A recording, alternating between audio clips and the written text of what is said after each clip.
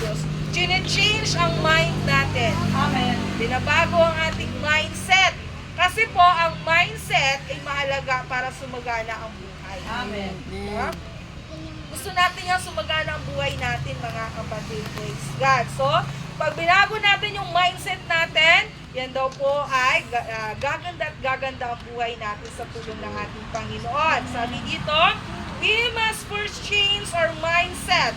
We must work to focus on the blessings in our life. O, diba? Focus na po tayo sa goal sa buhay na kasama ang Diyos. You must work at it because it's not going to come naturally. Oo naman.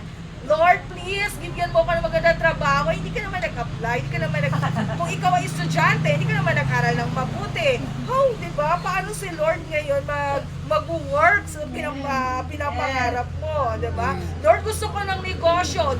Drawing ka lang ng negosyo mo. Hindi ka naman nag-put up ng negosyo. Alangan naman si Lord, magbigay siya dyan. Oh, yan na, negosyo mo. No, di ba? We have to work out kasi hindi naman, yes, may miracles, pero hindi naman siguro talagang totally natural, di ba? Ganon, praise God, mga kapatid. So, we have to work out and of course, the faith po sa ating Panginoon. Kasi hindi po yan yung mga pinipray natin, bigla na lang yung mag-genie-genie dyan at mangyari yan.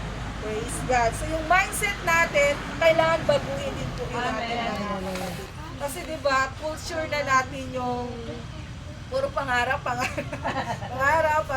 please, diba? Ang daming list na next year, ganun, hanggang doon na lang sa listahan, diba, mga kapatid, praise God. Pero baguhin daw natin yung mindset natin na mag-workout tayo para sumagana yung buhay natin. At na hindi naman tayo maging pabigat, diba, mga kapatid, praise God. At syempre, laging unahin ng Diyos para matupad ang mga pangarap natin. Praise God. So, hindi rin ito masasabing abundant life kung masyado ka na ngayong independent. O, ibig sabihin, diba? Right. Yes, I have knowledge, I have talents, magaling ako magluto, kaya ko to. Diba? Tatagumpay ako, magaling ako sa negosyo, magaling ako makipag-sales talk, matalino ako, kaya ko mag-apply ng trabaho, wala nang pray-pray, wala nang konsulta sa Diyos, diba?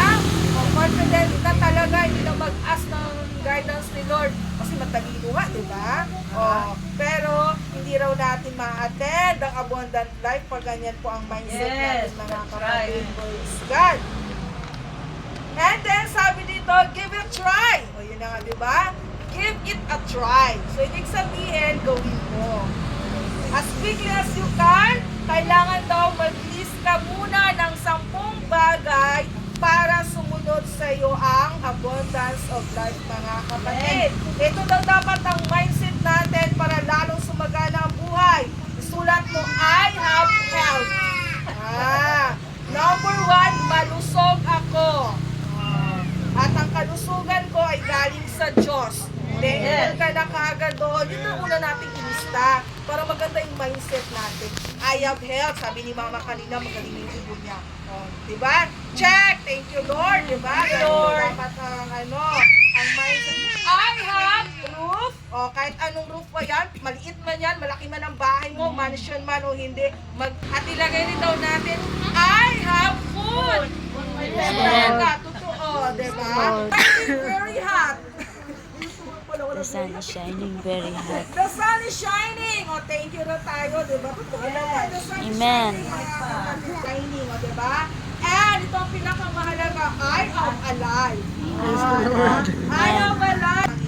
O, yun yung mga bagay na muna na ilista natin para yung mindset natin maganda. And then, give it a try. Kung ano ang goal sa buhay, go, go, go. Diba? Praise God. So, i-challenge ko natin ang buhay natin sa pamamagitan ng